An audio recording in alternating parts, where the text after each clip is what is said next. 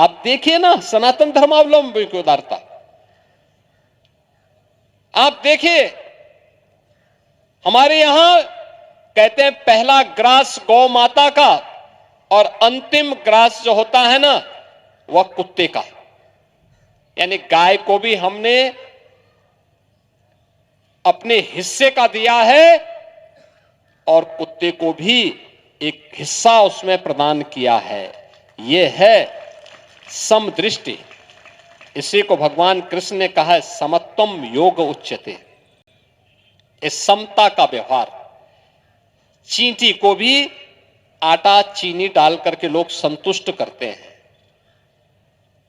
कितना भी जहरीला सांप हो, नाग पंचमी को उसको भी लोग दूध बतासा चढ़ा देते हैं। इस देश के अंदर ही हो सकता है, दुनिया के अंदर नहीं होता है। लेकिन जो भी आया शरण मांगने के लिए आया तो शरण मिली। लेकिन यहां बहुत सारे लोगों ने शरण तो ली, लेकिन कुछ लोगों ने शरणार्थी के धर्म का निर्वहन नहीं किया। यहां आकर के हाथ की उंगली पकड़ करके बाद में गला दबाने का काम भी उन्होंने करने का प्रयास किया।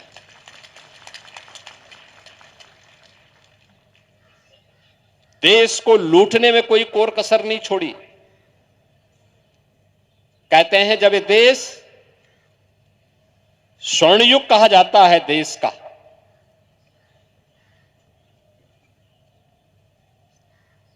चाणक्य और चंद्रगुप्त मौर्य का जो शासन था, याद करिए वो देश का स्वर्ण युग है। चाणक्य जैसा जिस देश में सलाहकार हो वह देश कभी विफल नहीं हो सकता। उनकी बुद्धिमता, उनकी सूझबूझ, उनका अर्थतंत्र हर भारतीय को कृतज्ञता ज्ञापित करनी चाहिए।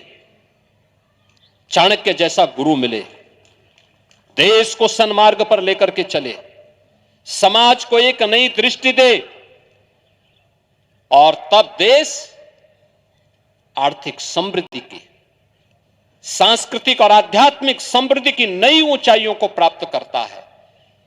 और उस समय कहते हैं भारत का दुनिया के अर्थतंत्र पर 45 से 46% हिस्सा भारत के पास था।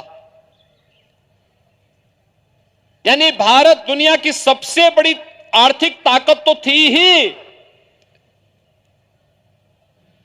लेकिन उस आर्थिक ताकत में भी भारत का जो हिस्सा था वह 45 से 46% था।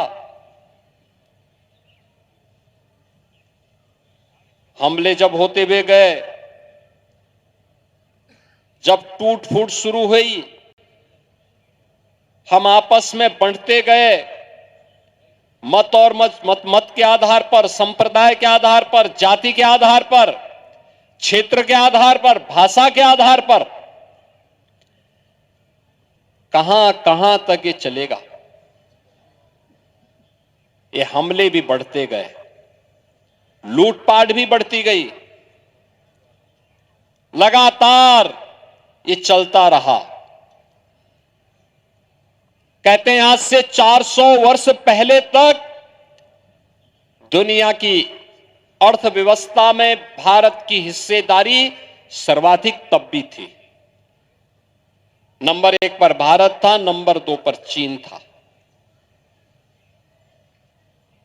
चीन तेजी के साथ आगे बढ़ रहा था। उस समय भारत को उस प्रकार का नेतृत्व नहीं मिल पाया था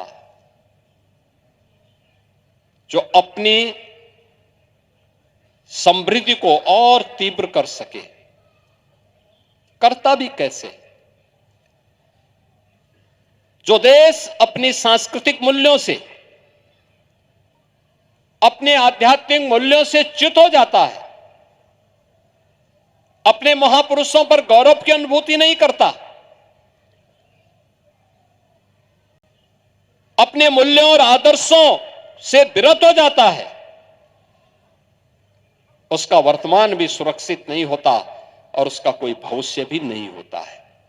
और यही सब कुछ हमारे साथ भी हो रहा था। चीन बढ़ रहा था, लेकिन भारत को उस दिशा में आगे बढ़ाना है, इसके लिए जो कोई प्रयास होना चाहिए था, नहीं हो पाया उस कालखंड में। परिणाम क्या था? धीरे धीरे करके भारत धीरे धीरे करके कमजोर होता गया। मुगलों ने तो लूटा ही था, अंग्रेजों ने भारत की आश्रम पद्धति पर प्रहार किया। उन्होंने यहां के किसानों को, जो उत्पादक था, उसको कर्जदाता बना दिया। हमारा हस्तशिल्पी कारीगर बेरोजगार हो गया। देश दिग्भ्रम की स्थिति में पड़ गया। परिणाम क्या था? हमारे सामने असमंजस की स्थिति थी।